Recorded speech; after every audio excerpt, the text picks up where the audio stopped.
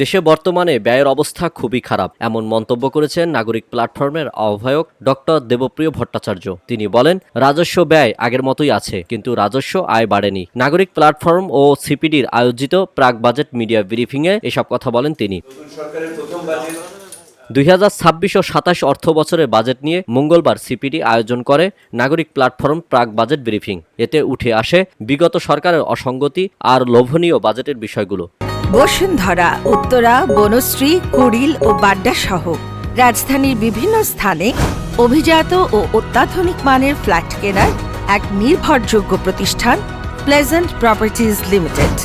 এই মিডিয়া ব্রিফিংয়ে নাগরিক প্ল্যাটফর্মের আহ্বায়ক ডক্টর দেবপ্রিয় ভট্টাচার্য বলেন, সরকার 2026-27 অর্থ বছরে মিথ্যা কিংবা লোভনীয় বাজেট ঘোষণা করলে বিপদে পড়বে। আয়তন, বাজেটের কাঠামো, বাজেটের ব্যবস্থাপনা, বাজেটের প্রয়োগ, এটা কিন্তু খুবই কঠিন অবস্থার ভিতরে পড়ে। কঠোর আর্থিক ব্যবস্থাপনার সময় হলো এটা। এখন খুব দ্রুত একটা পথরেখা তৈরি করা দরকার আগামী 3 থেকে 4 মাসের জন্য। আমলাদের হাত থেকে অন্তর্বর্তী সরকার বেরোতে পারে না বাজেট প্রস্তুত প্রক্রিয়াতে। আমরা বলেছি যে সুরিয়াল বাজেটিং যেন না হয়। সুরিয়ালের বাংলা হলো পরাবাস্তব, অর্থাৎ যেটা বাস্তব না কিন্তু দেখানো হয় বাস্তব মতো, এটা হলো পরাবাস্তব। আমরা সকলে উৎফুল্ল হই, বিরাট বাজেট দিয়েছে, বিরাট অর্থায়নের ব্যবস্থা হয়েছে, অর্থাৎ কিন্তু কার্যত এটা না। এটা তো এক ধরনের প্রতারণামূলক, আর্থিক প্রতারণামূলক ব্যবস্থা। সেই জায়গাটাকে থেকে আমাদের বেরোতে হবে আগামী বাজেটে। তিনি বলেন, সঠিক ও ন্যায়সঙ্গত বাজেট ঘোষণা করলে সরকারকে কোনো ধরনের দাঁড় দেনার প্রয়োজন পড়বে না এবং ঘাটতিও হবে না, কারণ প্রতি বছর ব্যয় বাড়ছে কিন্তু রাজস্ব আয় বাড়ছে না। ব্যয়ের জন্য চাপ বাড়ছে কিন্তু আয় সেভাবে বাড়ছে না, যার ফলে কিন্তু আপনাকে বাজেটের হিসাব মেলানোর জন্য আপনাকে একটা বিরাট আয়ের উৎস বলে দিতে হচ্ছে, যার কোনো দাম নাই, এবং এইটি হলো অবাস্তব, পরাবাস্তব।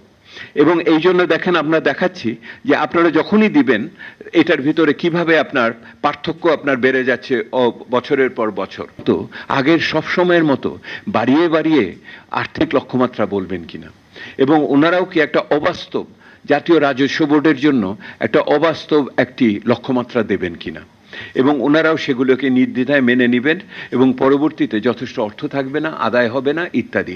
অর্থাৎ অর্থায়নের জায়গাটাতে রাজস্ব লক্ষ্যমাত্রাগুলো দেওয়ার ক্ষেত্রে ওনারা সততার সাথে এটা করবেন কিনা।